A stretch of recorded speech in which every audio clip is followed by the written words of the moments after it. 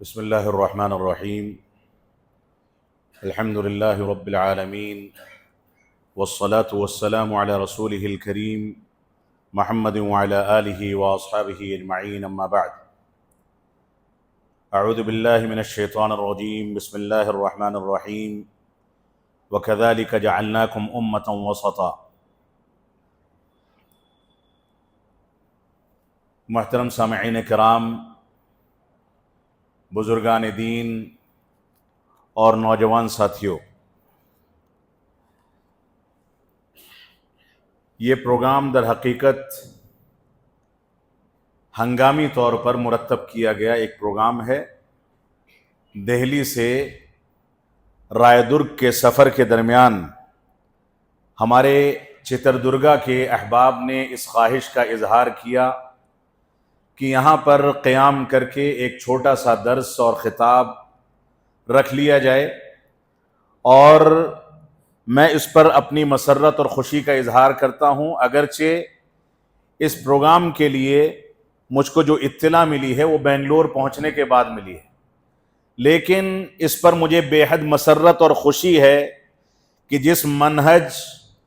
اور قرآن و سنت کی جن بنیادوں پر ہم ایک دوسرے سے محبت کرتے ہیں، یہ ایک ایسی محبت ہے جو صرف دنیا کے ساتھ محدود نہیں ہے، بلکہ یہ محبت ہم کو آخرت میں جنت میں بھی جمع کرنے والی ہے۔ اور اسی محبت کی بنیاد پر ہمارے احباب نے اس خواہش کا اظہار کیا کہ یہاں پر تھوڑا سا درس آپ کا رکھ لیا جائے۔ اللہ رب العالمین ہم کو قرآن و سنت کے مطابق گفتگو کرنے، منہج سلف کے لیے مر مٹنے اور منہج سلف کی ترویج کو ہمیشہ مقدم رکھنے کی توفیق عطا فرمائے۔ میں آپ حضرات کے سامنے جنوبی ہندوستان یا ساؤتھ انڈیا کے تناظر میں، یہاں کی آب و ہوا کے تناظر میں تھوڑی سی گفتگو کر کے آپ سے رخصت ہو جاؤں گا۔ اور حقیقت یہ ہے کہ جنوبی ہندوستان اور ساؤتھ انڈیا کا یہ علاقہ، چاہے یہ چتردرگا کا علاقہ ہو یا یہاں سے آپ کیرل تک چلے جائیں، اور اسی طریقے سے آپ مینگلور، ہبلی اور اس کے آس پاس کے علاقوں کی زیارت کر لیں، دورہ کر لیں، یہ پورے کے پورے علاقے نہ جانے کون سے اسباب کی وجہ سے، اگرچہ ان اسباب سے آپ واقف ہیں، پتہ نہیں کون سے اسباب کی وجہ سے یہ علاقے منہجی بنیادوں پر کمزور ہوتے چلے جا رہے ہیں۔ یہاں پر ایک سلفی، ایک اہل حدیث، ایک قرآن و سنت کو ماننے والا دیکھا یہ جاتا ہے کہ وہ موجودہ حالات میں ایسا ڈھل جاتا ہے، ایسا رنگ اختیار کر لیتا ہے کہ وہ کہیں جماعت اسلامی اور اخوانی فکر سے متاثر ہوتا ہے، کہیں پی ایف آئی جیسے فتنے سے متاثر ہوتا ہے، اور کہیں دوسری چیزوں سے متاثر ہو کر کے اپنے عقیدے اور اپنے منہج کو داؤں پر لگا کر کے ضائع کر دیتا ہے۔ بات تلخ ہو سکتی ہے، لیکن جہاں ہمارے منہج اور منہجی غیرت اور قرآن و سنت کی اصالت کے تحفظ کا مسئلہ ہوگا، وہاں ہم کسی بھی صورت میں اس بات سے سمجھوتا نہیں کر سکتے۔ ہم ویسے ہی سمجھوتا نہیں کر سکتے جیسے ہم اپنے خاندان اور اپنے گھرانے کے افراد کو، اس کی بچیوں کو، اس کی خواتین کو اس بات کو ان کے سلسلے میں گوارا نہیں کر سکتے کہ کوئی ان پر نگاہیں ڈال کر کے اپنی نیت کو خراب کرے۔ ویسے ہی ہمارا قیمتی سرمایہ جو منہج سلف کا سرمایہ ہے، اس پر کوئی نقب زنی کرے، کسی انداز کا کوئی نقب زنی کر کے اس کے اندر شبہات پیدا کرنے کی کوشش کرے، تو اس کو کون سی بنیاد پر برداشت کیا جا سکتا ہے؟ تو ہماری یہ ذمہ داری ہے کہ رب کائنات نے ہمارے اوپر سب سے بڑا احسان اور سب سے بڑا انعام یہ فرمایا ہے کہ اللہ رب العالمین نے ہم کو یہ شعور عطا فرمایا کہ ہم قرآن و سنت کے مطابق چلیں۔ اللہ رب العالمین نے ہم کو یہ شعور عطا فرمایا کہ ہم قرآن و سنت کو سلف صالحین اور صحابہ کرام کے فہم پر سمجھیں۔ رب کائنات نے ہم کو یہ شعور عطا فرمایا کہ ہم قرآن و سنت کے مطابق زندگی گزاریں، اور جہاں بھی قرآن و سنت یا منہج سلف پر کوئی آنچ آئے، فوراً دندانے شکن جواب دے کر کے اس کو تحفظ فراہم کریں۔ یہ رب کائنات کی سب سے عظیم نعمت ہے۔ اسی نعمت کی تکمیل کے لیے، اسی نعمت کو مکمل کرنے کے لیے رب کائنات نے صحابہ کرام میں ایسے افراد کو پیدا فرمایا جو باغیرت تھے، جو دین کے نام پر کسی بھی گھسپیٹھیے کو برداشت کرنے کو تیار نہیں تھے۔ لہذا ہماری یہ ذمہ داری ہے کہ رب کائنات نے جس اسلوب میں، جس طریقے پر دین اسلام کو تحفظ فراہم فرمایا، اسی طریقے پر چل کر کے ہم دین کی ترجمانی کریں، دین کے سلسلے میں اس کے خلاصے کو سمجھیں، دین کی بنیادوں کو سمجھیں۔ اور یہ بڑی عجیب و غریب بات ہے، بلکہ یہ ستم ہے، یہ جرم ہے کہ دین کے نام پر انسان ان لوگوں کے ساتھ بھی اٹھے بیٹھے جو صحابہ کرام کی توہین کرتے ہیں، صحابہ کرام کی تنقیس کرتے ہیں۔ دین کے نام پر کوئی ان لوگوں کو سنے جو خوارج کے طریقے پر قرآن مجید کی تفسیر پیش کرتے ہیں۔ یہ بڑی ناچاقی اور مجرمانہ روش ہے کہ ہم دین کے نام پر ایسے لوگوں کا ساتھ دیں جو لوگ دین کے مجرم ہیں، دین کے اندر عقلانیت کو، اپنی عقل کو دخل دے کر کے دین کو شبہات کا شکار بناتے ہیں۔ یہ بڑی عجیب و غریب بات ہے کہ ہم ایسے لوگوں کا ساتھ دیں جو دین کے اندر انکار سنت، حجیت حدیث کے انکار، صحابہ کرام کے مقام کے انکار، اور قرآن مجید کی جو حقیقی تفسیر ہے اس تفسیر سے ہٹ کر کے نئے نویلے طریقوں پر تفسیر پیش کرنے کے عادی ہیں۔ آج مسلمان اپنے کاروبار میں اس بات کو قطعاً برداشت نہیں کرتا ہے کہ اس کے کاروبار میں کوئی اس کو دھوکہ دے، وہ اس بات کو قطعاً برداشت نہیں کرتا ہے کہ اس کے خاندان کو کوئی اچک لے جائے، وہ اس بات کو قطعاً برداشت نہیں کرتا ہے کہ اس کے کاروبار میں یا اس کے گھرانے میں کسی انداز کی کوئی تشویش پیدا کی جائے یا کوئی خلل پیدا کیا جائے۔ لیکن یہ دین اسلام، شریعت اسلامیہ اتنا گیا گزرا ہو گیا ہے کہ ایک ڈاکٹر بھی آ کر کے آپ کے سامنے فتویٰ دے تو آپ اس کو قبول کر لیں، ایک انجینئر فتویٰ دے اس کو قبول کر لیں، ایک ایڈوکیٹ آپ کے سامنے درس و تدریس کا کام کرے، آپ اس کی باتوں کو مانیں، آپ بڑے آرام کے ساتھ دین کے امور کے اندر سمجھوتا کر لیتے ہیں۔ معاف فرمائیں گے، یہ دین کے امور میں سمجھوتا یہ ہماری دنیا خراب نہیں کرتا بلکہ ہماری آخرت بھی خراب کرتا ہے۔ کون سے اسباب ہیں کہ ہم دنیا میں اپنی آنکھوں کی خرابی کو کان کے ڈاکٹر کو نہیں دکھاتے؟ کان میں تکلیف ہوتی ہے تو کینسر کے ڈاکٹر کے پاس نہیں جاتے، اگر کینسر کی تکلیف ہے تو ہم جا کر کے کسی ڈائبٹیز کے ڈاکٹر کو نہیں دکھاتے۔ لیکن دین کے امور میں جہاں دینی مسائل کو سمجھنا ہوگا، قرآن و سنت کے فہم کا شعور پیدا کرنا ہوگا، وہاں ہمارا وتیرہ یہ ہے کہ کسی ڈاکٹر کے پاس چلے جائیں، کسی انجینئر کے پاس چلے جائیں، کسی ایڈوکیٹ کے پاس چلے جائیں، کسی بردر کے پاس چلے جائیں، اور یہیں تک محدود رہے تو غنیمت ہے۔ اب تو سسٹرز سے بھی علم حاصل کیا جا رہا ہے۔ ہم نے دین کو اور دین کی کایا کو مکمل پلٹ کر کے تباہ و برباد کر دیا۔ لہذا ہماری یہ ذمہ داری ہے کہ دین کو دین کی بنیادوں سے سمجھیں، ان لوگوں سے دین کا شعور پیدا کرنے کی کوشش کریں جن لوگوں کو رسول اکرم صلی اللہ علیہ وسلم نے انبیاء کا وارث قرار دیا۔ انبیاء کے وارثین یعنی علماء کرام جو قرآن و سنت کے علوم سے واقف ہیں، وہ علماء جو منہج سلف کے مطابق دنیا کی رہنمائی کرتے ہیں، وہ علماء جن کا میلان موجودہ پر فتن دور میں اخوانیت، عقلانیت، ماتریدیت، رافضیت اور ایسے ہی خارجیت اور اس انداز کے فتنوں کی جانب قطعاً نہیں ہے، ایسے علماء کو تلاش کر کے علماء ربانی، علماء حق، ان کو تلاش کر کے آپ دین کی رہنمائی حاصل کریں۔ یہ آپ کی بنیادی ذمہ داری ہے۔ میں آج کے خطاب میں آپ حضرات کے سامنے مختصر انداز میں موجودہ پرفتن دور میں ہماری ذمہ داریاں کیا ہونی چاہیے اس سے متعلق تھوڑی سی گفتگو کروں گا۔ اللہ رب العالمین نے فرمایا وَاتَّقُوا فِتْنَةً لَا تُصِيبَنَّ الَّذِينَ ظَلَمُوا مِنْكُمْ خَاصَّةً، اے لوگو ان فتنوں سے اپنے آپ کو محفوظ رکھو جو فتنے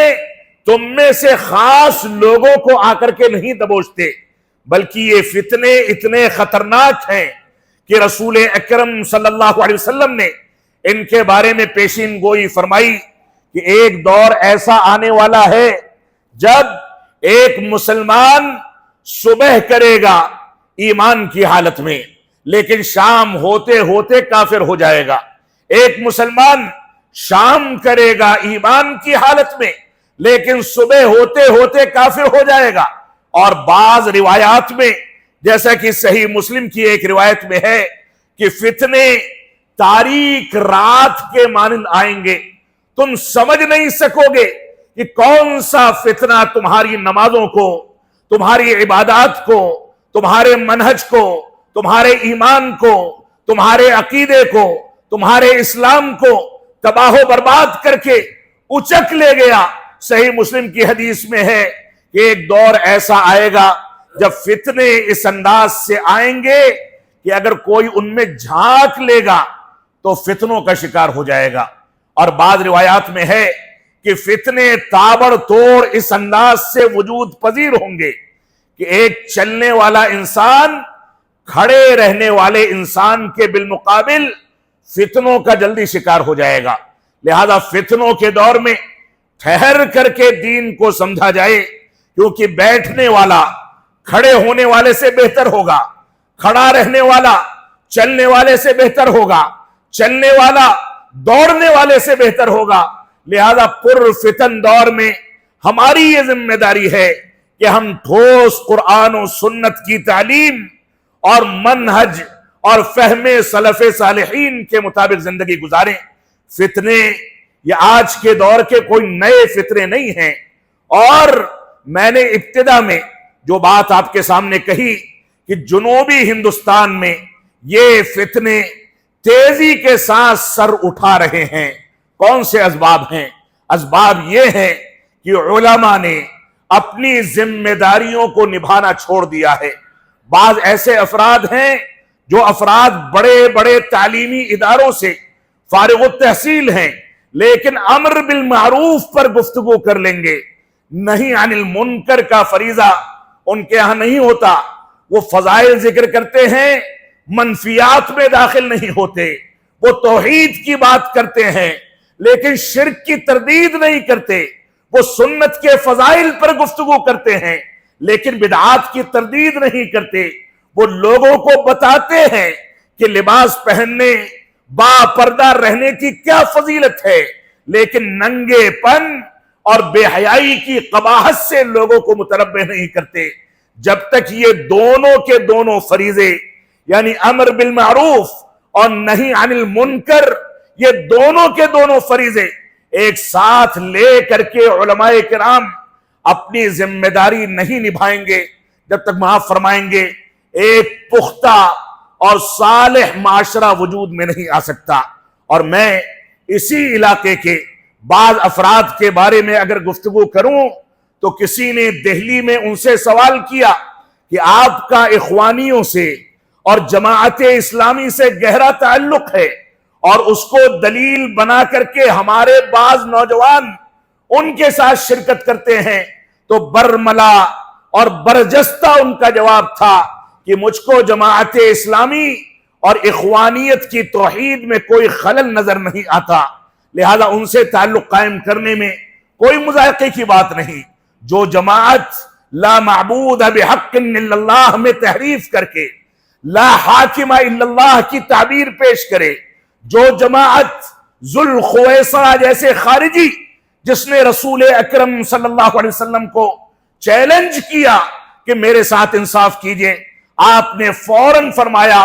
ویلک، تیرے لیے تباہی ہے، اگر میں انصاف نہیں کروں گا تو کون انصاف کرے گا؟ اسی ذوالخویسرہ کی فکر کے حاملین جو توحید کی تعریف میں، توحید کی اصالت میں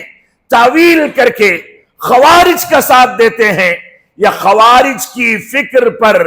اور ان کی بنیاد پر قائم کی گئی تنظیموں کا ساتھ دیتے ہیں، معاف فرمائیں گے، ان لوگوں سے نئے معاشرے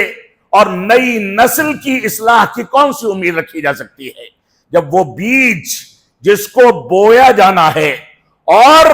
ہم یہ امید لگائے بیٹھے ہیں کہ اس بیج کے ذریعے اگنے والا درخت قرآن و سنت اور منہج سلف صالحین کے ثمر سے اور اس کے پھل سے ہم کو مستفید کرے گا، لیکن وہاں بیج ہی مخلوط عقیدے پر اور اسی انداز سے غلط فکر پر بویا گیا ہے، تو وہ درخت اگنے کے بعد کون سے پھل دے گا، کون سے گل کھلائے گا، اس بارے میں ہم کو سوچنا چاہیے، اور یہ لمحہ فکریہ ہے۔ تو موجودہ دور میں، پرفتن دور میں ہماری ذمہ داریاں کیا ہیں، ہم اس پر غور و تدبر کریں۔ اللہ رب العالمین کا فرمان ہے،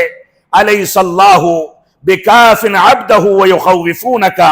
بالذین من دونہ ومن یضلل اللہ فما لہ من ہاد۔ اللہ رب العالمین نے فرمایا، کیا رب کائنات تمہارے لیے کافی نہیں ہے؟ کیا رب کائنات تمہارے لیے کفایت نہیں کر سکتا؟ یقیناً رب کائنات اور اس کا دین، اس کا منہج، اس کا طریقہ، اس کے نبی کا طریقہ، اس کے صحابہ کا طریقہ، یہی ہمارے لیے کافی ہے۔ ہم کو متخلف کہا جائے، ہمارے ارد گرد بھیڑ جمع ہو نہ ہو، ہم تنہا پڑ جائیں، اس کے باوجود ہم اس بات کے مکلف ہیں کہ ہم قرآن و سنت اور فہم صحابہ کے مطابق چلیں، کیونکہ اس پر تنہا چلنے والے کو بھی امت سے تعبیر کیا گیا ہے، وہ مکمل جماعت ہے۔ ایک انسان بھیڑ جمع نہ کر سکے، آخرت میں اس سے یہ سوال نہیں کیا جائے گا کہ تم نے کتنی کانفرنسیں کی، کتنے لوگوں کو جمع کیا، لیکن ایک انسان قرآن و سنت اور منہج صحابہ کے بارے میں اگر تساہل کا شکار ہے تو یقیناً قیامت کے دن اس سے سوال کیا جانے والا ہے۔ لہذا ہماری یہ ذمہ داری ہے کہ ہم قرآن و سنت کے مطابق صحیح انداز سے زندگی گزاریں۔ تو فتنوں کے دور میں ہمارے سامنے ضوابط کیا ہیں، اس پر اختصار کے ساتھ کچھ چیزوں پر، کچھ نکات پر آپ کے سامنے گفتگو کرنا چاہوں گا۔ سب سے پہلی بات یہ ہے کہ نازک احوال میں، پرفتن دور میں نرمی، بردباری اور حکمت و دانائی سے کام لیا جائے اور جلد بازی سے اپنے آپ کو بچایا جائے۔ بہت سارے مقامات پر دیکھا یہ جاتا ہے کہ جذبات میں فیصلہ کرنے کے نتیجے میں، اس کے رد عمل میں بہت سارے لوگ دشمنان اسلام کے جھانسے میں آ کر کے اپنے ایمان کو تباہ کر دیتے ہیں۔ ہماری ذمہ داری ہے کہ فتنوں کے دور میں تحلم سے، صبر اور تحمل سے اور ایسے ہی سنجیدگی سے، بردباری سے کام لیا جائے، کیونکہ صبر و تحمل اور علم کی بنیادیں جس کو یقین سے تعبیر کیا گیا ہے، یہ دو ایسی چیزیں ہیں جو انسان کو امامت کے مقام تک پہنچاتی ہیں۔ ایک سچا اور قرآن و سنت کا حامل ایسا شخص جو قرآن و سنت کے مطابق چلتا ہے، وہ جانتا ہے کہ ہم کو کون سی مشکلات میں کون سے اسالیب اختیار کرنے ہیں۔ وہ جانتا ہے کہ ہمارے صحابہ کرام نے لہو لہان ہونا برداشت کر لیا، ہمارے صحابہ کرام نے پتھروں کی بارش کو برداشت کر لیا، ان کو قتل کرنے کی دھمکیاں دی گئیں، ان کو گرفتار کیا گیا، ان کو بیڑیاں ڈال کر کے گھسیٹا گیا، ان کو طعن و تشنیع کا شکار بنایا گیا، ان کے اوپر تانے کسے گئے، ان کو گالیاں دی گئیں، ان کا نان و نفقہ روکا گیا۔ شعب ابی طالب نے ان کو بھوک اور پیاس کو برداشت کر کے زندگی گزارنی پڑی، لیکن دین سے سمجھوتا کرنے میں وہ کبھی بھی ایک قدم آگے نہیں آئے، بلکہ ہمیشہ صبر و تحمل سے کام لیا۔ تو بنیادی طور سے آپ صبر و تحمل سے کام لیں، اپنی ذات کو مسجدوں تک، علماء کی مجلسوں تک اور اپنے گھرانوں اور اپنے خاندانوں تک محدود کر دیں، دنیا کو چھوڑ دیں، لیکن اس بات کو گوارا نہ کریں کہ آپ کا دین ضائع ہو جائے یا دین میں آپ شبہات کے شکار ہو جائیں۔ تو بنیادی طور سے پہلا ضابطہ یہ ہے کہ نازک احوال میں، پرفتن دور میں ہم کو نرمی سے، بردباری سے اور حکمت و دانائی سے کام لینا چاہیے۔ اللہ کے نبی صلی اللہ علیہ وسلم کا فرمان ہے، ان اللہ یحب الرفق فی کل امرہ، اللہ رب العالمین نرمی کو، بردباری کو، صبر و تحمل کو ہر چیز میں پسند فرماتا ہے۔ ما کان الرفق فی شیء الا زانہ، کہ کوئی بھی چیز جس کے اندر نرمی پیدا کر دی جائے وہ اس کو سنوار دیتی ہے، اس کو بہتر اور خوبصورت بنا دیتی ہے۔ لہذا پر فتن دور میں عوام الناس کی یہ ذمہ داری ہے کہ علماء سے، اپنے بڑوں سے ان کے خلل کو یا ان کی کمی کو اگر محسوس کرتے ہیں تو دوسرے علماء کے ذریعے رہنمائی حاصل کریں، لیکن الجھ کر کے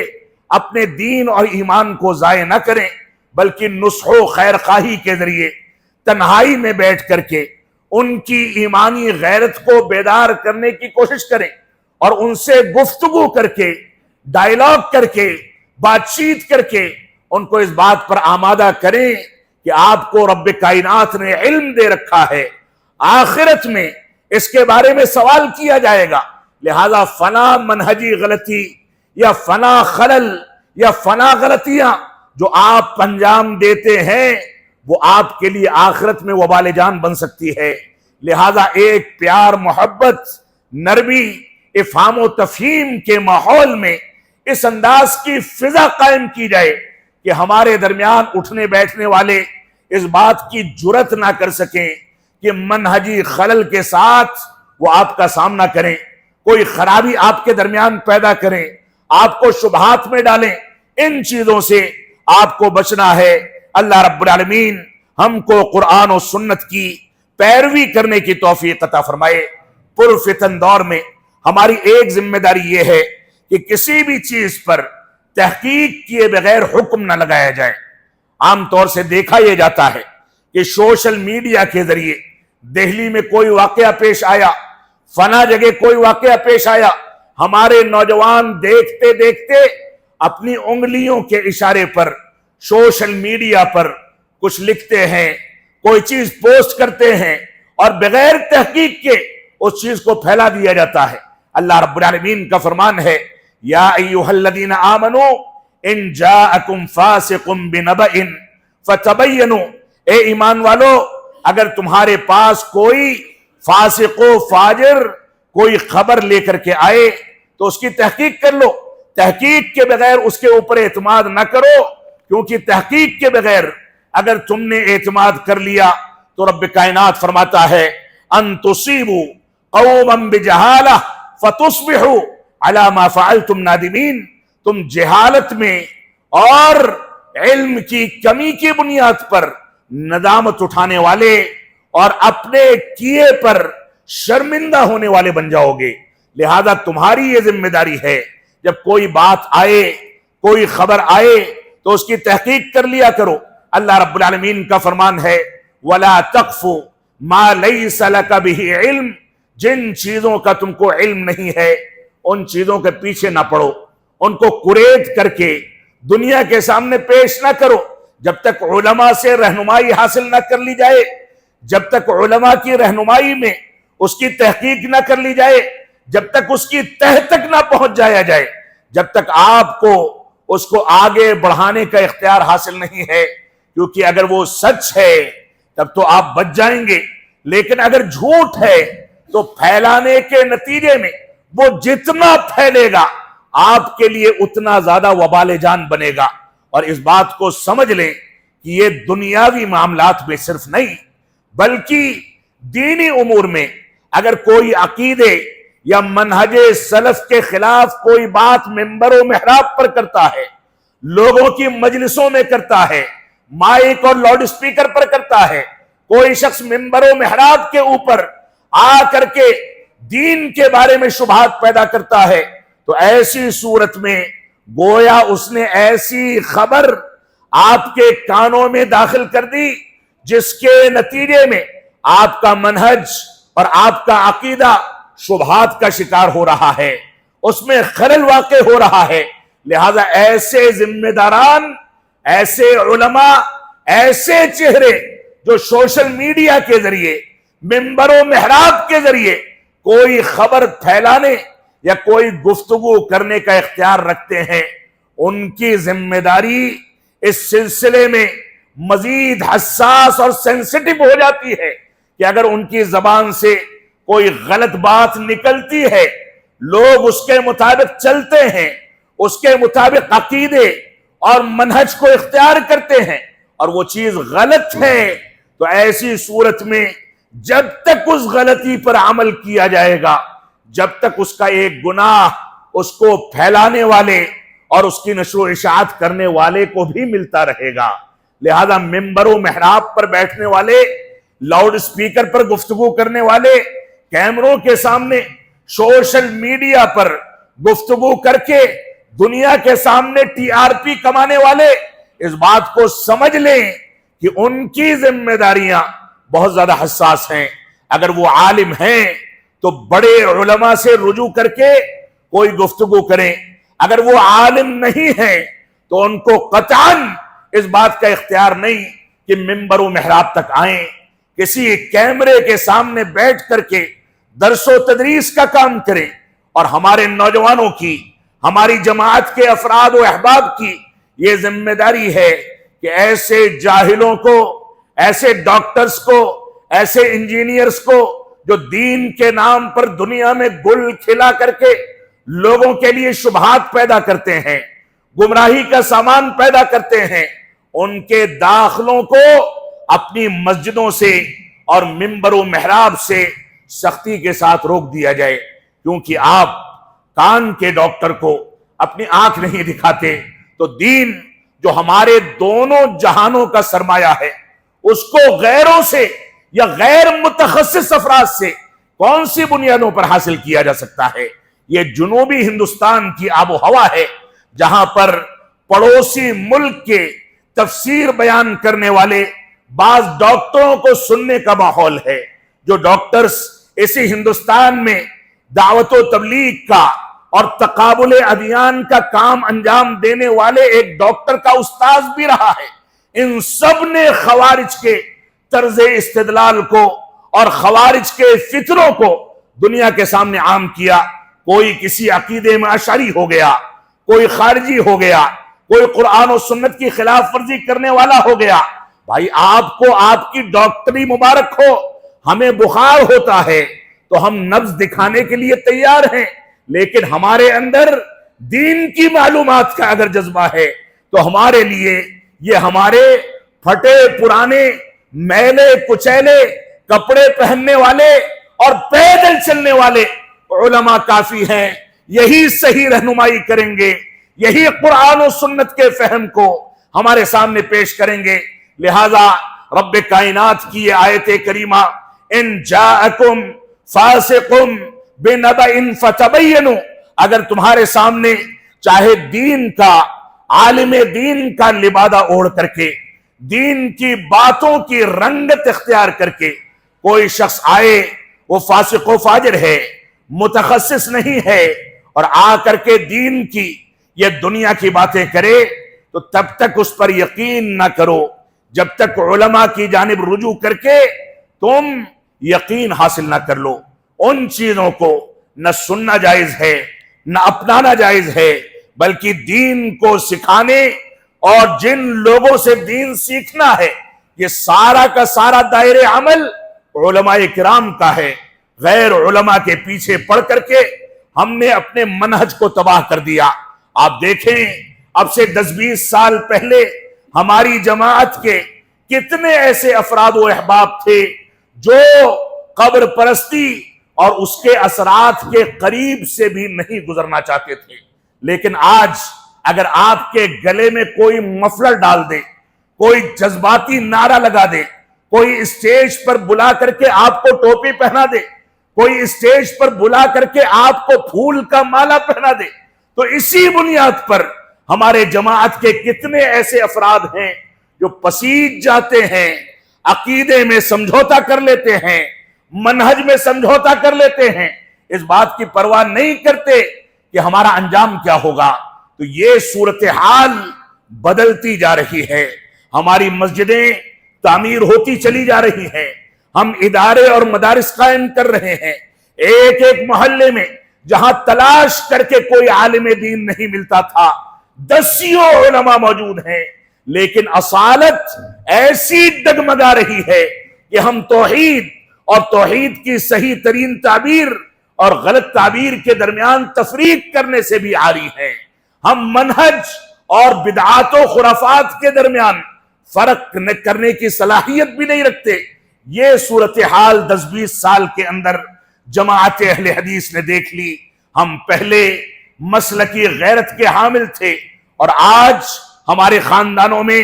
ہمارے گھرانوں میں نہ جانے کون کون سی چیزیں داخل کر دی گئی، اور ان کو داخل کرنے والے بڑی کامیابی کے ساتھ نئی نسلوں کو شبہات کا شکار بنا کر کے، کہیں خلافت و ملوکیت کے بہانے سے، کہیں صحابہ کرام کے اوپر تنقید کے بہانے سے، کہیں احادیث رسول میں شبہات کے بہانے سے، کہیں حجیت حدیث کے انکار کے بہانے سے، کہیں خبر واحد کے بارے میں شبہات پیدا کرنے کے بہانے سے، کہیں عقلانیت، کہیں ماتریدیت، کہیں رافضیت، کہیں خارجیت، اور نہ جانے کون کون سے فتنوں کے بہانے سے ان فتنوں نے ہماری نئی نسلوں کو اچک لیا ہے۔ لہذا اللہ کے واسطے آپ اس بات پر غور و تدبر کریں کہ ہمارا سب سے قیمتی سرمایہ کیا ہے۔ ہمارا سب سے قیمتی سرمایہ یہ ہے کہ ہم قرآن و سنت کے مطابق چلیں۔ ہمارا سب سے قیمتی سرمایہ یہ ہے کہ ہم توحید پر عمل کریں، ہماری پیشانی صرف ہمارے رب کے آگے جھکے، اور اس سلسلے میں کوئی شبہات پیدا کرے تو اس کو باہر کا راستہ دکھا دیا جائے۔ ہماری ذمہ داری یہ ہے کہ ہم قرآن و سنت کو فہم سلف صالحین کے مطابق لے کر کے چلیں، اور یہی ہمارا سب سے قیمتی سرمایہ ہے۔ اس میں کسی انداز کا سمجھوتا، کسی انداز کے شبہات کا شکار ہونا، کسی انداز کی غلط بات اگر آپ نے برداشت کی تو گویا آپ اس بات کو برداشت کرتے ہیں کہ رب کائنات نے ہمارے سامنے، یا رسول اکرم صلی اللہ علیہ وسلم نے ہمارے سامنے قرآن و سنت کو مکمل طریقے سے واضح نہیں کیا ہے، کیونکہ بدعت کا، غلط افکار کا سب سے بڑا نقصان یہ ہے کہ ہم گویا شعوری طور پر یا غیر شعوری طور پر یہ اتہام عائد کرتے ہیں کہ صحابہ کرام نے یا رسول اکرم صلی اللہ علیہ وسلم نے دین کی بنیادوں کا حق ادا نہیں کیا، اور اسی کی بنیاد پر ہم کو دین کے نام پر جدید افکار اور جدید فتنوں کو دین کے نام پر پیش کرنے کی کوشش کرنی پڑ رہی ہے۔ گویا ہمارے اسلاف خائن تھے، خیانت کرنے والے تھے۔ یہ نئی افکار کا اور فکری انحراف کا، بدعات و خرافات کا سب سے بڑا نقصان ہے جس کو ہم نے اختیار کر لیا ہے۔ رب کائنات ہم کو قرآن و سنت کی جانب رجوع کرنے کی توفیق عطا فرمائے۔ فتنوں کے دور میں ہماری تیسری ذمہ داری یہ ہے کہ ہم عدل و انصاف سے کام لیں، ہر وقت عدل و انصاف کو ملحوظ رکھا جائے۔ اللہ رب العالمین کا فرمان ہے وَإِذَا قُلْتُمْ فَعْدِلُوا وَلَوْ كَانَ ذَا قُرْبَى۔ اے لوگو سن لو، جب بات کہو تو چاہے تمہارا قرابت دار ہی اس کی چپیٹ میں کیوں نہ آ جائے، بات ہمیشہ اچھی کہا کرو، سچی کہا کرو، آر پار والی بات کرو، اسالیب اچھے اختیار کرو، اور تم دو ٹوک بات کر کے یہ صراحت کر دو کہ چاہے میرا باپ ہو، میرا بیٹا ہو، میری بیوی ہو، میرے بچے ہوں، میرا سرمایہ دار ہو، میرا تجارت کا شریک ہو،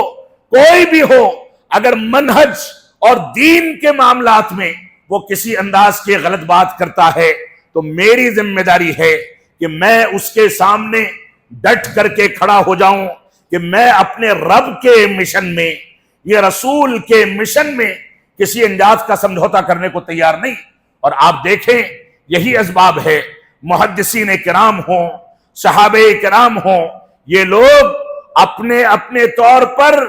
دین کی بنیادوں پر ایک دوسرے کے بارے میں فیصلہ کرتے تھے۔ امام ابو داؤد رحمت اللہ علیہ نے اپنے بیٹے کو کذاب کہا، ان کا سگا بیٹا تھا، کذاب کہہ کر کے دین کی راہ سے، حدیث کو قبول کرنے کی راہ سے کنارے کر دیا۔ امام بخاری رحمت اللہ علیہ کے اسی عدل و انصاف کا یہ عالم تھا کہ اپنے بہت سارے اساتذہ سے حدیث نہیں لیتے تھے، نقل نہیں کرتے تھے، کیونکہ ان کے ضوابط اور ان کے اصولوں کے مطابق ان کا وہ مدرس اس پر کھرا نہیں اترتا تھا۔ یہ انصاف کا تقاضا تھا۔ انصاف کا تقاضا یہ ہے کہ عمر بن خطاب رضی اللہ تعالیٰ عنہ کے سامنے جب اللہ کے نبی صلی اللہ علیہ وسلم اور ابو بکر صدیق رضی اللہ تعالیٰ عنہ سے مشورہ لیا گیا کہ ان قیدیوں کے ساتھ کیا کیا جائے، اللہ کے نبی صلی اللہ علیہ وسلم نے فرمایا کہ ان کو فدیہ لے کر کے چھوڑ دیا جائے۔ ابو بکر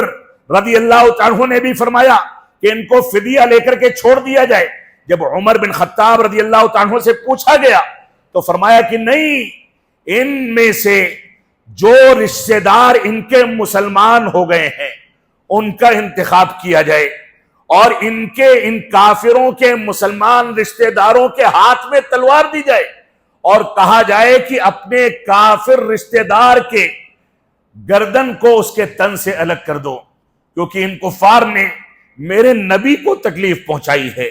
ان کفار نے قرآن مجید کے بارے میں توہین آمیز رویہ اختیار کیا ہے، ان کفار نے دین اسلام کو نقصان پہنچانے کی کوشش کی ہے، لہذا ان کفار کے بارے میں فدیہ لے کر کے ان کو چھوڑ دینے کی حد تک نرم رویہ کون سی بنیادوں پر اختیار کیا جا سکتا ہے؟ رب کائنات نے آسمان سے وحی کا نزول فرمایا اور عمر بن خطاب رضی اللہ عنہ کی رائے کی تائید کی گئی۔ یہ صورتحال تھی عدل و انصاف کی، یہ صورتحال تھی سچائی کے ساتھ گفتگو کرنے کی، کہ رشتہ دار جس کا ہاتھ سب سے پہلے کانپے گا وہی رشتہ دار تلوار اٹھا کر کے اپنے کافر رشتہ دار کو دین اسلام کے تحفظ کی خاطر اور نبی کو تکلیف پہنچانے، دین کو نقصان پہنچانے کے جرم میں گرفتار کر کے مسلمان اپنے کافر رشتہ دار کو قتل کر دے۔ یہ صورتحال تھی عدل و انصاف کی۔ لہذا ہماری یہ ذمہ داری ہے کہ ہم فتنوں کے دور میں عدل و انصاف کا اہتمام کرنے اور اس کا اہتمام کرنے کی کوششوں پر زیادہ توجہ دیں۔ رب کائنات کا فرمان ہے وَلَا يَجْرِمَنَّكُمْ شَنَآنُ قَوْمٍ عَلَىٰ أَلَّا تَعْدِلُوا اعْدِلُوا هُوَ أَقْرَبُ لِلتَّقْوَىٰ۔ اے لوگو سنو، تم کو تمہارے کسی قوم کی دشمنی اس بات پر نہ ابھار دے کہ تم عدل و انصاف کے دامن کو چھوڑ دو، تم عدل و انصاف کرو، یہی تقوی کے زیادہ قریب ہے۔ تمہارا دشمن ہو، کوئی کافر ہو، کوئی تمہارے خون کا پیاسا ہو، اس کے ساتھ بھی عدل و انصاف سے کام لینا یہ تمہاری بنیادی ذمہ داری ہے، یہ دین اسلام کا بنیادی حکم ہے۔ اللہ رب العالمین فتنوں کے اس دور میں ہم کو عدل و انصاف سے کام لینے کی توفیق عطا فرمائے۔ لیکن ہم اگر اپنی گریبان میں جھانکیں،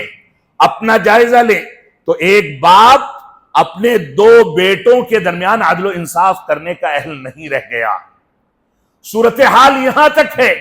کہ ہمارے محلے کی رعایا اور عوام مسجد کے امام کے ساتھ عدل و انصاف نہ کرنا تو دور کی بات، ظلم و جور سے کام لیتی ہے، اس کو اپنا نوکر سمجھا جاتا ہے، اس کو کنارے کر دیا جاتا ہے۔ ہماری ذمہ داری ہے کہ زندگی کے ہر گوشے میں ہم عدل و انصاف سے کام لیں، ظلم و جور سے اپنے آپ کو بچائیں۔ ہمارا کوئی بھی فیصلہ ایسا نہ ہو جو قرآن و سنت کے مزاج کے خلاف ہو جائے، کوئی بھی فیصلہ ایسا نہ ہو جس کی بنیاد پر کسی کا حق مارا جائے، کوئی بھی فیصلہ ایسا نہ ہو جس کی بنیاد پر کسی کو تکلیف ہو، کوئی برا سمجھے جبکہ وہ حق پر ہو۔ لہذا ہماری یہ بھی ذمہ داری ہے۔ ہمارا چوتھا وتیرہ اور چوتھی ذمہ داری فتنوں کے دور میں یہ ہے کہ ہم آپس میں جماعت کو لازم پکڑیں، ایک دوسرے کے ساتھ اٹھے بیٹھیں اور تھوڑی تھوڑی باتوں پر بغاوت اور سرکشی کے عناصر کو اختیار نہ کیا جائے۔ یہ تفرقہ، انتشار، ایک دوسرے کی خلاف ورزی، ایک دوسرے کے خلاف گروہ بندی، یہ ہم کو کمزور کرنے کا ذریعہ ہے۔ لہذا جماعت کو لازم پکڑنا یہ ہمارا بنیادی فریضہ ہے۔ رب کائنات کا فرمان ہے وَاعْتَصِمُوا بِحَبْلِ اللَّهِ جَمِيعًا وَلَا تَفَرَّقُوا، اے لوگو اللہ کی رسی کو مضبوطی سے تھام لو، آپس میں انتشار پیدا نہ کرو، تفریقہ پیدا نہ کرو۔ اگر انتشار پیدا کرو گے تو تمہاری ہوا اکھڑ جائے گی، تم نیست و نابود کر دیے جاؤ گے۔ تم کو اپنے بڑوں سے، اپنے علماء سے، اپنے امام و مؤذن سے، اپنے فیکٹری کے ذمہ دار سے کوئی تکلیف ہو سکتی ہے، لیکن تکلیف ہونے کے باوجود صبر و تحمل سے کام لے کر کے اس کی رعایا میں شامل رہو، اس کے ساتھ چلو۔ اگر ساتھ چھوڑ دو گے تو تمہاری مثال ویسے ہی ہے جو رسول اکرم صلی اللہ علیہ وسلم نے ارشاد فرمایا کہ جب ریوڑ میں بکریاں چرتی ہیں تو ان بکریوں کے اوپر کوئی بھیڑیا حملہ نہیں کر پاتا، لیکن اگر کوئی بکری ریوڑ سے پیچھے رہ جائے تو ایسی صورت میں بھیڑیا اس کے اوپر حملہ کر کے اس کو اچک لے جاتا ہے۔ موجودہ پرفتن دور میں نہ جانے کون کون سے بھیڑیے، چاہے اخوانیت کے نام کے بھیڑیے ہوں جو توحید کی غلط تعبیر کریں، چاہے ماتریدیت کے نام کے بھیڑیے ہوں جو حدیث رسول اور مقام صحابہ پر غلط انداز کی گفتگو کریں، کوئی بھی بھیڑیا ہو جو ہمارے منہج کو کھینچ کر کے ہم کو تباہ و برباد کرنا چاہتا ہے، ہماری ذمہ داری ہے کہ ہم علماء کے ساتھ مضبوطی کے ساتھ قائم رہیں، ان سے جڑے رہیں، تھوڑی بہت تکلیفیں ہوں تو ان پر صبر و تحمل سے کام لیں، ان کی رفاقت اختیار کریں، ان کو لازم پکڑیں، دین کے معاملات میں ان سے رہنمائی حاصل کر کے اسی پر صبر و تحمل کے ساتھ چلیں۔ یہ ہمارا بنیادی فریضہ ہے، کیونکہ اگر ہم تنہا پڑ گئے، پیچھے رہ گئے، اس ریوڑ سے نکلنے کو گوارا کر لیا تو اس دنیا کے اندر مختلف انداز کے فتنے ہیں، مختلف انداز کے بھیڑیے ہیں جو ہم کو اچک لے جائیں گے اور چیر پھاڑ کر کے تباہ و برباد کر دیں گے۔ لہذا جماعت کو لازم پکڑنا، آپس میں اتحاد و اتفاق پیدا کرنا اور قرآن و سنت اور منہج سلف کی بنیادوں پر آپس میں ایک ساتھ رہنا، یہ ہمارا بنیادی فریضہ ہے۔ لیکن بدقسمتی سے مسلمان اس سے کوسوں دور ہے اور مسلمانوں کے درمیان جماعت اہل حدیث اس معاملے میں بالکل ناکام ہے، اور جو قرآن و سنت سے جتنا زیادہ قریب ہے اس کے چہرے مہرے پر اتنا زیادہ بغاوت کے عناصر نظر آتے ہیں۔ اللہ رب العالمین ہم کو قرآن و سنت کے مطابق فہم سلف کی روشنی میں رجوع کرنے اور اسی کے مطابق مکمل زندگی کو ڈھالنے کی توفیق عطا فرمائے۔ پرفتن دور میں، فتنوں کے دور میں ہماری پانچویں ذمہ داری یہ ہے کہ کوئی بھی بات اگر کہی جائے اور کوئی بھی کلام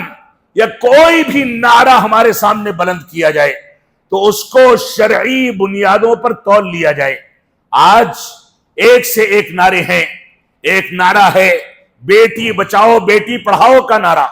ایک نعرہ ہے کہ ہم دو ہمارے دو، ایک نعرہ ہے کہ فلاں جھنڈے کے نیچے آ جاؤ ہم تم کو خلافت دلائیں گے، ہندوستان کے اندر خلافت راشدہ قائم کی جائے گی۔ نہ جانے کون کون سے نعرے ہیں۔ یہ نعرے، یہ نئے جھنڈے، نئی تنظیمیں، نئی تحریکیں جب جب وجود میں آئیں، ان تحریکوں کو شرعی اصولوں پر تول لیا جائے اور اس کے بغیر ان کا ساتھ نہ دیا جائے۔ اور آپ جانتے ہیں ماضی قریب میں اسی علاقے کے آس پاس ایک تنظیم ابھری اور جماعت اہل حدیث کے بے شمار نوجوانوں کو رکنیت دے کر کے اچک لے گئی۔ وہ تنظیم ہندوستان میں خلافت قائم کرنے کا خواب دکھاتی تھی، وہ تنظیم جو صحابہ کرام کے احترام اور صحابہ کرام کے مقام کی خلاف ورزی کرے، صحابہ کرام کی توہین و تنقیص کرے، وہ تنظیم خلافت کا خواب دکھا کر کے ہمارے نوجوانوں کو اچک لے جائے۔ یہ فتنہ تھا۔ اس جھنڈے کے نیچے جانے والے ہمارے بے شمار اہل حدیث نوجوان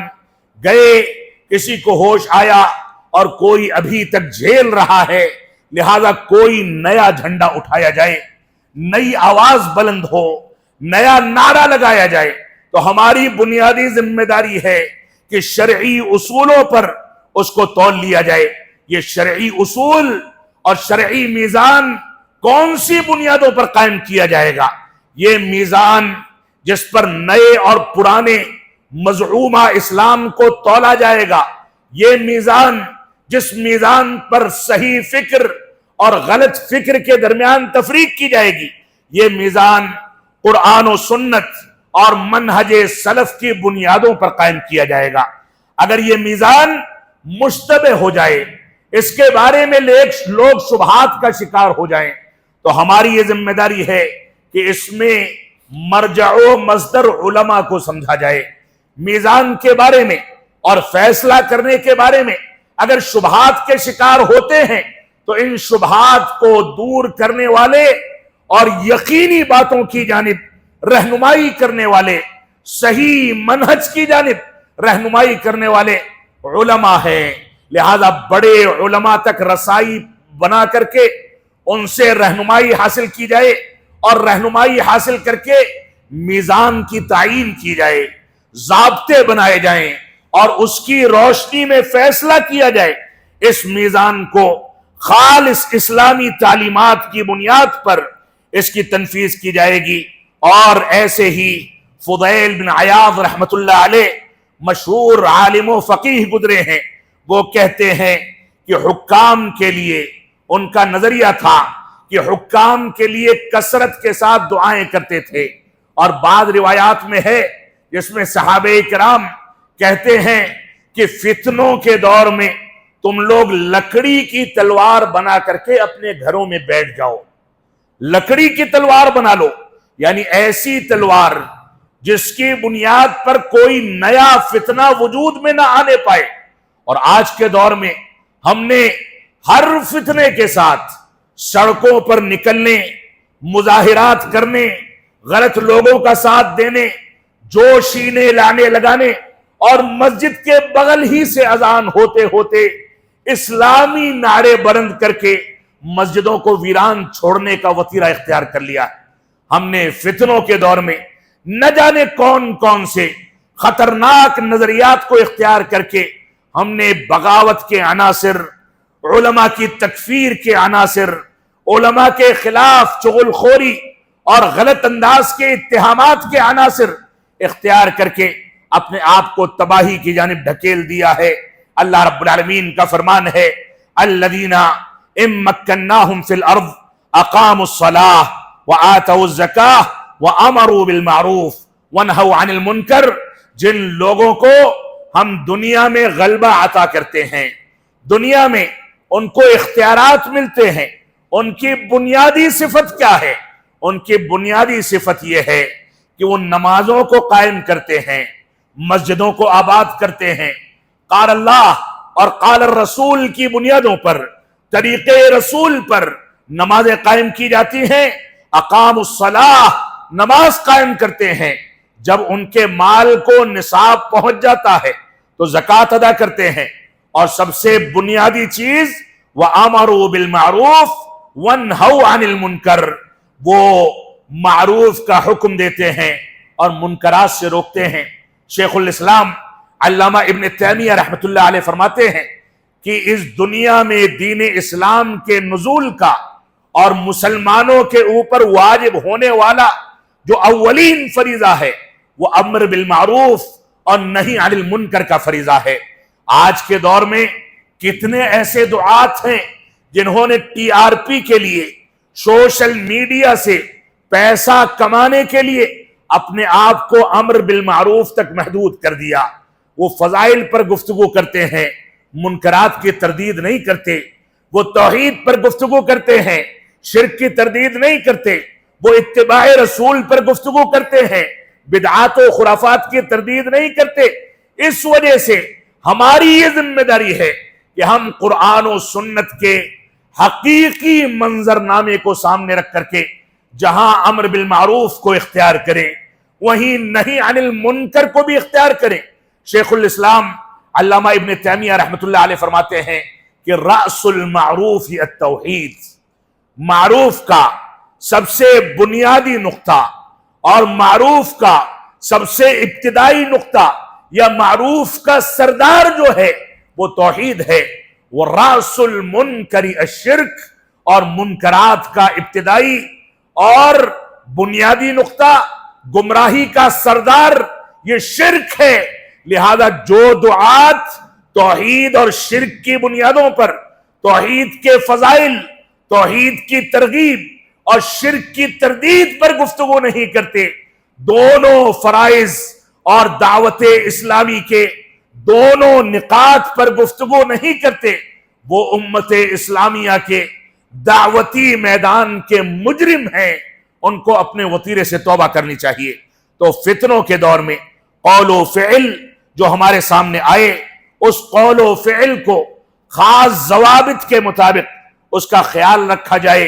उसको तौल लिया जाए, और इस बात को समझ लें कि हर अच्छी लगने वाली बात जरूरी नहीं कि हक हो, जरूरी नहीं कि सही हो, और हर बुरी लगने वाली बात जरूरी नहीं कि बुरी हो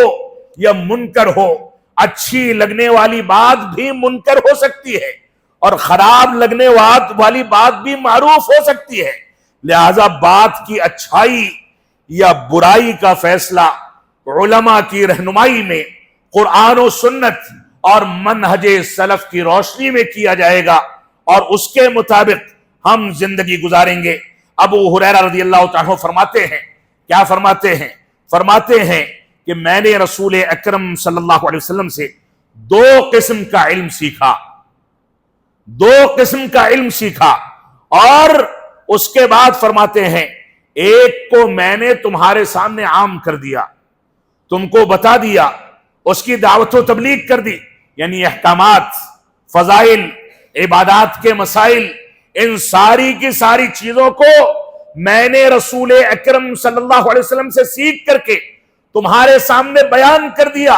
लेकिन दूसरा इल्म का गोशा वो है कि अगर मैं तुम्हारे सामने बताने लगूं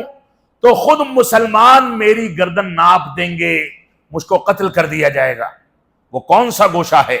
वो वही गोशा है जिस पर आज हमारे दुआत पेशीन गोइयों के नाम से, मुस्तकबिल की तारीखों की तायीन के नाम से, कुर्बे कयामत के नाम से न जाने कौन कौन से गुल खिलाते हैं। कोई बेदार होता है तो कहता है मैंने रसूल अकरम सल्लल्लाहु अलैहि वसल्लम को ख्वाब में देखा, आप फरमा रहे थे कि फिलिस्तीन में ऐसा कर दो, हिंदुस्तान में ऐसा कर दो। हमारे दीन की बुनियाद इन ख्वाबों पर हो गई। अबू हुरैरा फरमाते हैं रज़ियल्लाहु ताला अन्हु कि दीन का दूसरा गोशा अगर मैं तुम्हारे सामने बयान करने लगूं तो खुद मुसलमान मेरे मुखालिफ हो जाएंगे और मेरी गर्दन नाप ली जाएगी। वो गोशा कौन सा है? वो गोशा है कुर्बे कयामत से मुताल्लिक जो चीजें बयान की गई हैं, जिसको सरसरी तौर पर या बवक्ते जरूरत तफसील के साथ कहां कैसे जिक्र करना है उलमा जानते हैं। लेकिन बदकिस्मती यह है कि बहुत सारे लोग उसी पर फोकस करते हैं और दीनी इस्लाहात, दीनी बुनियादों, दीनी मसाइल, अहकामो मसाइल और अकीदे के मसाइल पर कोई तरकीज नहीं की जाती। तो फरमाते हैं कि दीन के इल्म का दूसरा गोशा अगर मैं तुम्हारे सामने बयान करूं तो मेरी गर्दन काट ली जाएगी। ये सही बुखारी की रिवायत है। यानी बनु उमैया से मुताल्लिक अहादीस, फितनों के दौर से मुताल्लिक दलाइल जिनका ताल्लुक शरीयत इस्लामिया के अहकामात से नहीं है, وہ چیزیں اگر ہر مجلس میں بیان کی جائیں تو لوگ اس کی وجہ سے بے چین ہوں گے، معاملات خراب ہوں گے، فتنے بھڑکیں گے۔ لہذا ہماری یہ ذمہ داری ہے کہ ہم قرآن و سنت کے ان مسائل کو لوگوں کے سامنے بیان کریں جن کی بنیاد پر لوگ اپنے رشتے کو مسجدوں سے مضبوط کریں، جس کی بنیاد پر ان کے عقیدے کی اصلاح ہو، جن کی بنیاد پر اتباع رسول میں پختگی آئے، جن کی بنیاد پر سیرت رسول کا درس دیا جائے، جن کی بنیاد پر صحابہ کرام کے مقام کو سمجھا جائے۔ دوسرے گوشے میں اگر ہم پڑھ کر کے صرف ایسی چیزوں کو ذکر کریں گے جن چیزوں کی ضرورت مسلمانوں کے عقیدے کے اصلاح یا احکام و مسائل سے نہیں ہے تو ایسی صورت میں مسائل کھڑے ہوں گے۔ ہم کو اس سے بچنا چاہیے۔ لہذا ہماری ذمہ داری ہے کہ ہم صحیح انداز سے قرآن و سنت کی بنیادوں پر زندگی گزاریں۔ آپ کو معلوم ہونا چاہیے، عائشہ صدیقہ رضی اللہ تعالیٰ فرماتی تھی کہ اللہ کے نبی صلی اللہ علیہ وسلم نے فرمایا کہ اگر مجھ کو فتنے کا خدشہ نہ ہوتا تو میں خانہ کعبہ میں 2 دروازے بنا دیتا، مسلمان ایک دروازے سے داخل ہوتے اور دوسرے دروازے سے نکل جاتے، اور غالباً شیخ الاسلام علامہ ابن تیمیہ رحمت اللہ علیہ یا بڑے علماء میں سے کسی عالم دین سے اس وقت کے کسی حاکم نے خانہ کعبہ کو منہدم کر کے نئے سرے سے تعمیر کرنے کے لیے اجازت چاہی اور شرعی رہنمائی چاہی تو انہوں نے فرمایا کہ نہیں، خانہ کعبہ کو لعوبہ نہیں بنایا جا سکتا، یعنی جو آئے گرائے نئے سرے سے بنائے، یہ خانہ کعبہ کے ساتھ کھلواڑ ہے۔ لہذا فتنوں کے دور میں ہماری ذمہ داری یہ ہے کہ ہم حکمت عملی سے کام لیں۔ اسی بنیاد پر اللہ کے نبی صلی اللہ علیہ وسلم نے خانہ کعبہ کے ساتھ چھیڑ چھاڑ نہیں کی، 2 دروازے نہیں بنائے، جبکہ آپ کی حیثیت ایسی تھی کہ آپ ایک حکم جاری کرتے، صحابہ کرام ٹھہر جاتے، بات کو تسلیم کر لیتے، لیکن اس کے باوجود آپ کوئی شوشہ یا کسی انداز کا کوئی بہانہ وہاں نہیں چھوڑنا چاہتے تھے، شیطانی ہتھ کنڈوں کو کامیاب نہیں ہونے دینا چاہتے تھے۔ لہذا ہماری یہ ذمہ داری ہے کہ ہم اس انداز کی حکمت عملی کے مطابق زندگی گزار کر کے مکمل طریقے سے دین اسلام پر عمل پیرا ہوں۔ اور اسی سلسلے کا ایک گوشہ یا ایک فیصلہ یہ ہے کہ صحابہ کرام جب اسلام قبول کرنے میں جدید تھے، نئے تھے، تو اللہ کے نبی صلی اللہ علیہ وسلم نے فرمایا کنتو نہیتکم عن زیارت القبور الا فزوروها، اے لوگو سنو، میں نے تم کو قبروں کی زیارت سے روک دیا تھا، لیکن اب تم قبروں کی زیارت کر سکتے ہو، کیونکہ اللہ کے نبی صلی اللہ علیہ وسلم جانتے تھے کہ صحابہ کرام بت پرستی اور قبر پرستی کے کلچر سے نکل کر کے اسلام میں نئے داخل ہوئے ہیں۔ اگر یہاں پر قبروں کی زیارت کا موقع ملا تو ہو سکتا ہے کوئی غلطی کر جائیں، کوئی بھول ہو جائے، کوئی غلط عقیدے کا حامل بن جائے، لہذا قبروں کی زیارت سے آپ نے روک دیا، اور جب ان کا ایمان پختہ ہو گیا تب قبروں کی زیارت کی اجازت دی گئی۔ یہ بھی مصلحت و حکمت ہے۔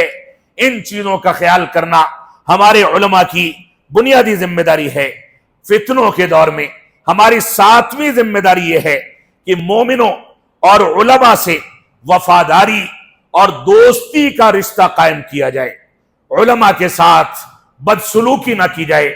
علماء کے ساتھ غلط رویہ اختیار نہ کیا جائے۔ جو مسلمان ہیں، مومن ہیں، قرآن و سنت اور فہم سلف کے مطابق چلتے ہیں، ان سے ہمیں نجی طور پر کوئی اختلاف ہو تو وہ اختلاف کنارے کر کے دین کی بنیاد پر ان سے الفت و محبت اور احترام کا رشتہ قائم کیا جائے۔ یہ بھی فتنوں کے دور میں ہمارے لیے ناگزیر ہے، کیونکہ اچھی صحبتیں انسان کو بہت ساری گمراہیوں سے اور بہت سارے فتنوں سے محفوظ کرنے کا ذریعہ ہوتی ہیں۔ ہماری 8ویں ذمہ داری یہ ہے کہ ہم ہندوستان جیسے ملک میں بالخصوص کفار کے ساتھ جو ولا برا کا عقیدہ ہے اس کے تناظر میں تعلقات کو استوار کریں، کفار کے ساتھ دنیاوی امور میں تعلقات کو مضبوط کیا جائے، ان کے حقوق کو علماء کی صحبت میں بیٹھ کر کے سمجھا جائے، کفار کے ساتھ بشری تقاضے سے انسانی بنیادوں پر کون سے امور ہیں جس میں اچھا سلوک کرنے کا حکم دیا گیا، ان چیزوں میں اچھا وتیرہ اختیار کیا جائے، کفار کے کون سے حقوق ہیں ان حقوق کو ادا کیا جائے، ان کے ہاں کوئی بیمار پڑ جائے اس کا تعاون کیا جائے، کوئی کاروبار میں شریک ہو اس کے ساتھ ایمانداری کے ساتھ معاملات کیے جائیں، کوئی ان کا ہمارے پاس آ کر کے اٹھے بیٹھے تو اس کو عزت و تکریم دی جائے، اس کے سامنے دین اسلام کو خوبصورتی کے ساتھ پیش کیا جائے، اس کے ساتھ کہیں غلط رویہ یا جبر اور زبردستی کا رویہ اختیار نہ کیا جائے، بلکہ فتنوں کے دور میں جو کفار و مشرکین یا اہل وطن ہمارے ساتھ زندگی گزارتے ہیں ان کے حقوق کی ادائیگی پر خصوصی توجہ دینا یہ ہماری بنیادی ذمہ داری ہے۔ اس سلسلے میں شریعت اسلامیہ اور منہج سلف ہم کو ولا اور برا کے عقیدے پر ابھارتا ہے، یعنی دنیاوی امور میں کفار و مشرکین سے تعلقات رکھنا یہ درست اور جائز ہے، ان کے ساتھ کاروبار کرنا جائز ہے، ان کے ساتھ معاملات کرنا جائز ہے، ان کے پڑوس میں زندگی گزارنا جائز ہے، ان کی شادی بیاہ میں شرکت کرنا جائز ہے، ان سے معاملات کرنا جائز ہے، لیکن دینی امور میں جہاں ان کے غلط رویوں، غلط عقائد اور کفریہ عقائد کا اثر ہماری نئی نسل پر پڑنے کا خدشہ ہو وہاں ایک فاصلہ بنایا جائے، نئی نسل کی صحیح تربیت کی جائے، تو ولا اور برا دنیاوی امور میں اور دینی امور کی تفریق کے ساتھ اس عقیدے کو تفصیل کے ساتھ سمجھنا اور علماء کی صحبت میں بیٹھ کر کے ان کے بارے میں ان کے حقوق سے متعلق فیصلے کرنا یہ ہماری ذمہ داری ہے۔ مسلمانوں کے خلاف اسلام دشمنی اگر کوئی کرتا ہے تو اس کا ساتھ نہ دیا جائے، بلکہ اس سے کنارہ کشی اختیار کر لی جائے، اس سے بات چیت کر کے معاملات کو حل کرنے کی کوشش کی جائے۔ لہذا ہماری یہ بھی ذمہ داری ہے، ہمارا نواں فریضہ یہ ہے کہ نیک اعمال کا التزام اور اس کا اہتمام کیا جائے۔ نیک اعمال یہ فتنوں کے دور میں انجام دینا بہت مشکل مسئلہ ہے۔ رسول اکرم صلی اللہ علیہ وسلم فرماتے ہیں بادروا بالاعمال فتنا كقطع اللیل المظلم، صحیح مسلم کی روایت ہے کہ فتنوں کا جو اندھیری رات کے مانند آئیں گے، تاریک رات کے مانند وجود پذیر ہوں گے، ان فتنوں کے وجود میں آنے سے پہلے نیک کاموں میں جلدی کر لو، نمازوں کی پابندی کر لو، قرآن و سنت کے علم کو سیکھ لو، کیونکہ یہی چیز تمہاری دنیا کو سنوارنے میں اور آخرت کو سنوارنے میں کام آنے والی ہے۔ لہذا نیک اعمال کا التزام کرنے میں تاخیر نہ کی جائے۔ یہ نہ سوچا جائے کہ جب بوڑھے ہو جائیں گے تو زمین جائیداد بیچ کر کے حج کر لیں گے، یہ نہ سوچا جائے کہ جب ہمارے پیر قبروں میں لٹک جائیں گے تب ہم نکل کر کے مسجدوں میں آئیں گے، معاف فرمائیں گے، بچے سوتے رہیں، بیوی سوتی رہے، ایک بزرگ انسان جو موت کے قریب ہو گیا وہ نکل کر کے بڑے آہستہ سے دروازہ بند کرتا ہے، چابی لے کر کے آتا ہے کہ واپسی میں گھر والوں کو خلل نہ ہو، نماز پڑھ کے بڑی خاموشی کے ساتھ نکل جاتا ہے۔ کھانسی کی تکلیف ہے تو دھیرے سے کھانسے گا کہ بیوی جاگ جائے گی تو نیند میں خلل ہوگا۔ یہاں رب کائنات کے لیے بیدار ہونا ہے،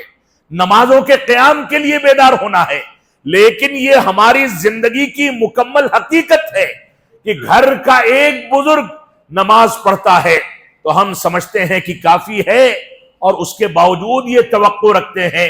کہ ہمارا دین، ہمارا منہج محفوظ رہے گا۔ معاف فرمائیں گے، یہ اتنا آسان کام نہیں ہے۔ ہم کو قرآن و سنت کی جانب رجوع کرنا چاہیے۔ اللہ کے نبی صلی اللہ علیہ وسلم کا فرمان ہے العبادت فی الحرج کا ہجرت الیہ، فتنوں کے دور میں، قتل و غارت گری کے دور میں اللہ رب العالمین کی عبادت کرنے کا مقام ایسے ہی ہے گویا میری جانب کوئی ہجرت کر رہا ہے، میری جانب بڑھ رہا ہے۔ تو اس فتنوں کے دور میں اگر آپ عبادت نہیں کر سکے تو کون سے وقت کا انتظار ہے؟ 10ویں ذمہ داری فتنوں کے دور میں ہماری یہ ہے کہ ہم زبان اور اپنے ہاتھ کا استعمال بہت زیادہ سوچ سمجھ کر کے کریں۔ فتنوں کے دور میں اگر زبان کا یا ہاتھ کا ناجائز استعمال مسلمانوں کے خلاف کیا گیا تو یہ انتشار اور تفرقے کا سبب ہوگا، ہماری کمزوری کی بنیاد ہوگا۔ لہذا ہمیں ان چیزوں سے اپنے آپ کو بچانا چاہیے۔ 11ویں ذمہ داری یہ ہے کہ فتنوں کے دور میں ان افراد کی محفلوں اور صحبت سے اجتناب کیا جائے جو افراد دنیا داری کی چمک دمک میں یا دین سے دوری کی بنیادوں پر زندگی گزارتے ہیں۔ بیڑی سگریٹ پینے والے، نشہ کرنے والے، رات میں عشاء کے بعد سونا محبوب اور بیدار رہنا معیوب ہے، اس کے باوجود نکڑوں پر اپنا وقت گزار کر کے وقت کو ضائع کرنے والے، ایسے لوگ جو وقت کو ضائع کرتے ہیں، ایسے لوگوں کی صحبت سے اجتناب کرنا خصوصیت کے ساتھ فتنوں کے دور میں یہ ہماری ذمہ داری ہے۔ فتنوں کے دور میں ایک ذمہ داری یہ ہے کہ فتن اور فتنوں سے متعلق جو احادیث ہیں ان کو حالات حاضرہ پر تطبیق نہ دی جائے۔ یہ نہ کہا جائے کہ اللہ کے نبی صلی اللہ علیہ وسلم نے اسی دور کے بارے میں تعیین کے ساتھ یہ فرمایا تھا کہ ایسا ہوگا پھر ایسا ہوگا۔ یہ تعیین کے ساتھ لوگوں کے سامنے بیان کرنا یہ لوگوں کو خوف و ہراس میں ڈالنے کے مرادف ہے، اور اس کی بنیاد پر لوگ دین سے دور ہوتے ہیں، اکتا جاتے ہیں، شریعت کے احکامات کا انکار کر دیتے ہیں۔ یہ فتنوں کی جو روایتیں ہیں یہ عبرت حاصل کرنے کے لیے احادیث میں ذکر کی گئی ہیں۔ اللہ کے نبی صلی اللہ علیہ وسلم کی نبوت کی صداقت کو بیان کرنے کے لیے بیان کی گئی ہے، لہذا اس کو اسی مقصد کے تحت ہم سمجھیں اور اسی پر چلیں۔ ہماری ایک ذمہ داری یہ ہے کہ فتنوں کے دور میں ہم رب کائنات پر اعتماد اور توکل کریں۔ فتنوں کے دور میں ہم قرآن و سنت کی جانب رجوع کریں، قرآن و سنت کی وہ تعلیمات جو منہج سلف کے مطابق ہمارے علماء نے ذکر کی ہیں، ان علماء کو آپ فالو کریں، ان کی پیروی کریں، ان کی صحبت اختیار کریں۔ اور میں علماء کرام سے اس بات کی اپیل کروں گا کہ مسجدوں میں کم از کم ہفتے میں ایک بار خطبہ جمعہ کے علاوہ ایسے علمی درس کا اہتمام کیا جائے جن علمی دروس میں شیخ الاسلام علامہ ابن تیمیہ رحمت اللہ علیہ، علامہ ابن القیم رحمت اللہ علیہ اور ان کے منہج پر کام کرنے والے دوسرے وہ علماء جو آج تک ان کے منہج کی ترویج کر رہے ہیں، جو منہج خالص قرآن و سنت اور صحابہ کرام کا منہج ہے، ان کی کتابوں اور ان کے اقوال کی ترویج اور اس پر مشتمل دروس کا اہتمام کرنا یہ ہمارے علماء کی ذمہ داری ہے، اور ہمارے نوجوانوں کی ذمہ داری ہے کہ ایسے علماء سے جڑیں، ان کے دروس کے اہتمام سے فائدہ اٹھائیں، ان سے عبرت حاصل کریں، ان سے نصیحت پکڑیں۔ یہی فتنوں کے دور کا واحد حل ہے کہ ہم علمی دروس کا، علمی متون کا اہتمام کر کے اپنے آپ کو ان دروس کے ساتھ منسلک کر دیں۔ رب کائنات ہم کو ان باتوں کی توفیق عطا فرمائے۔ ہم جب تک جئیں تب تک اسلام پر جئیں، جب ہمارا خاتمہ ہو تو ایمان پر ہو۔ وصلی اللہ علی نبینا محمد وعلی آلہ وصحبہ وسلم۔ والسلام علیکم ورحمۃ اللہ وبرکاتہ۔